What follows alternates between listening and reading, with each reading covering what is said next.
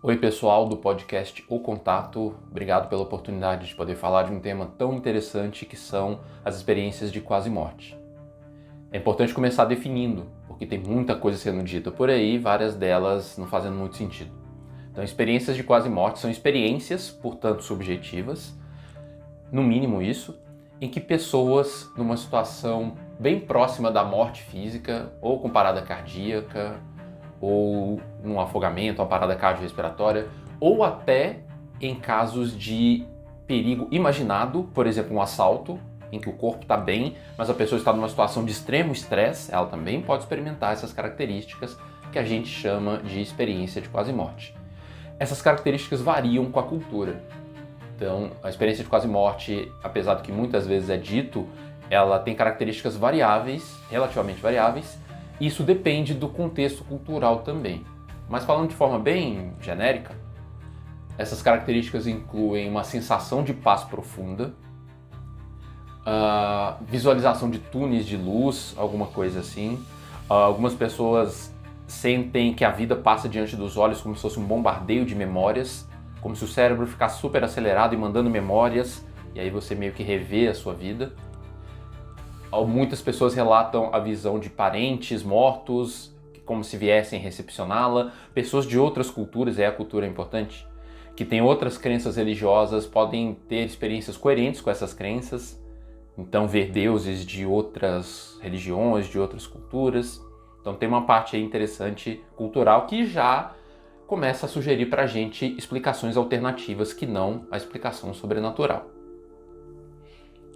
E a gente sempre fica naquela dúvida, será que é real, será que não é? As pessoas contam coisas extraordinárias, como por exemplo, ver o próprio corpo de cima quando estão numa sala de operações, passando por uma cirurgia, e aí elas supostamente veem os médicos fazendo a operação, muitas vezes reportam detalhes interessantes que acabam convencendo muitas pessoas de que aquela experiência é real. Tem aquele efeito de muitas pessoas perderem o medo da morte. Mas pensando nessas características e quebrando um pouco esse estigma, essa ideia de que tem que ser daquele jeito, há experiências de quase morte que são negativas, o que é muito pouco comentado, porque as pessoas geralmente comentam as experiências positivas. Um exemplo foram algumas experiências trazidas por pesquisadores brasileiros, como a doutora Beatriz Carúnquio, que fez o seu doutorado, se não me falha a memória, na PUC aqui de São Paulo. E ela traz um caso de uma pessoa que após um afogamento, se eu não me engano, ela se viu num lugar muito sombrio, muito cinzento, pedregoso e com umas figuras de uma aparência sombria arrastando outras pessoas, aparentemente por correntes ou algo assim. Então, as experiências de quase morte podem também ser negativas e gerar impactos negativos depois que a pessoa volta. Então, enquanto as experiências positivas muitas vezes são estimulantes, a pessoa perde o medo da morte, fica mais positiva em relação à vida, porque a experiência foi bacana. Pessoas que passam por essas experiências com uma conotação ruim podem se sentir muito angustiados, muito temerosos de quando forem morrer de verdade, de modo definitivo, elas eventualmente vão parar naquele lugar ruim de novo.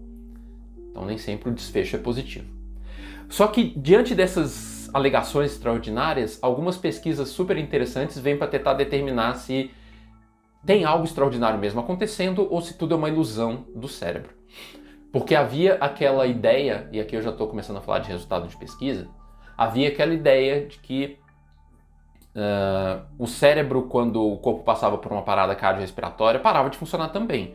Afinal, parou de circular sangue, o cérebro parou de ser alimentado pelo oxigênio que vem pela corrente sanguínea, então acabou a atividade cerebral, não tem mais nada. Qualquer coisa que a pessoa experimentasse a partir dali seria, na perspectiva dessas pessoas, um indício ou uma evidência, ou para alguns até uma prova, de que existe a consciência independentemente da matéria.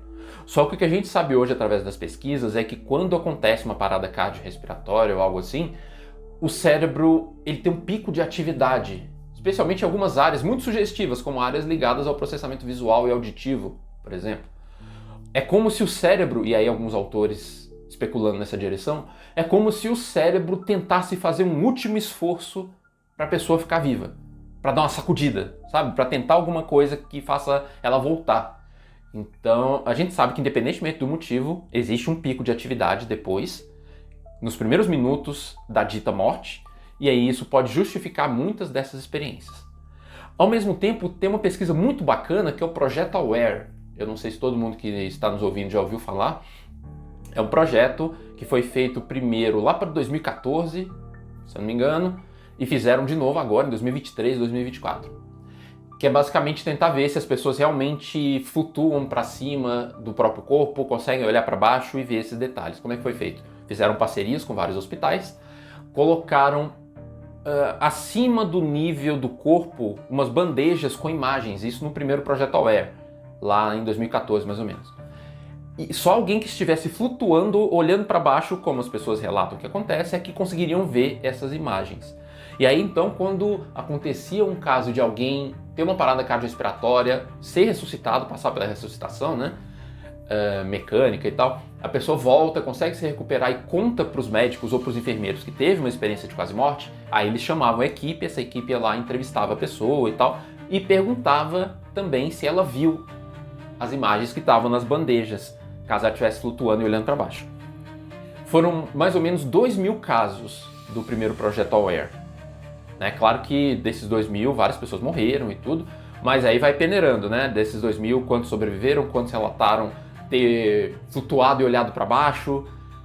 Então, quantas pessoas vocês acham que conseguiram dizer qual era a imagem que estava na bandeja? Dessas que olharam para baixo, viram alguma coisa?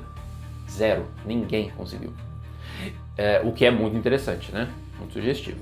E aí fizeram o Projeto Aware 2, agora bem recente, e deram umas melhoradas no método. Foram mais ou menos 500 casos e também, novamente, ninguém conseguiu dizer qual era a imagem que estava no caso, era numa espécie de iPad que eles colocaram bem perto da cabeça da pessoa, só que acima, para caso ela conseguisse abrir o olho embaixo, ela não veria. Então, o Projeto Aware, que é um projeto bem interessante, não conseguiu coletar qualquer boa evidência de que algo extraordinário realmente acontece quando as pessoas passam por uma EQM e olham para baixo e veem o corpo lá embaixo. Muitas vezes dizem que viram detalhes muito relevantes, né? Que ela teria que estar de olho aberto para ver, como o nome do médico, o fato do médico ter colocado um óculos no bolso e coisas desse tipo.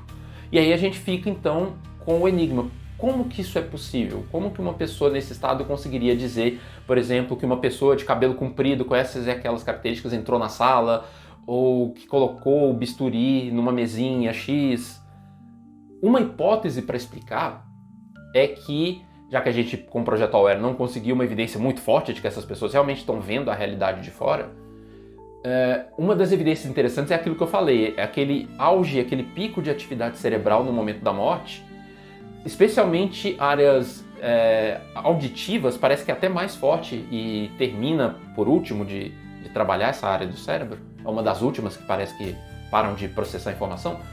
Então o que acontece é que, possivelmente, em pelo menos alguns desses casos, esses pacientes escutam coisas, mesmo estando inconscientes, como, por exemplo, o barulho metálico de uma pinça sendo colocada na mesinha metálica, ou nomes sendo mencionados pela equipe. Quando entra alguém, aí a pessoa da equipe fala, doutor fulano, por exemplo. E aí quando a pessoa acorda, uma coisa que a gente sabe que o cérebro faz é dar uma organização ao todo da experiência. Então é como se ele, ao, entre muitas aspas, reiniciar, ele desse uma atualizada no sistema levando em conta tudo que aconteceu. E ele tenta dar sentido para aquilo, criando uma história, uma narrativa para ele mesmo, imagens mentais, tudo que justifique aquilo. Isso é um cenário perfeito para a produção de falsas memórias. Então, por exemplo, a pessoa pode ter ouvido que um bisturi foi colocado em cima da mesa, e aí ela cria, nesse processo, uma imagem mental do bisturi sendo colocado na mesa, e aí na hora que ela vai relatar, ela relata que viu, e não que ouviu, entende? Então é um fenômeno ainda super interessante, relevante para a ciência, que está sendo estudado. Nós temos muito mais perguntas do que respostas, mas essas iniciativas como o Projeto Aware acabam enfraquecendo um pouco a perspectiva sobrenatural, e essas descobertas sobre o cérebro funcionar muito ainda, tendo um pico de atividade logo que a circulação sanguínea para, sugerem explicações naturalistas, mas a gente continua estudando.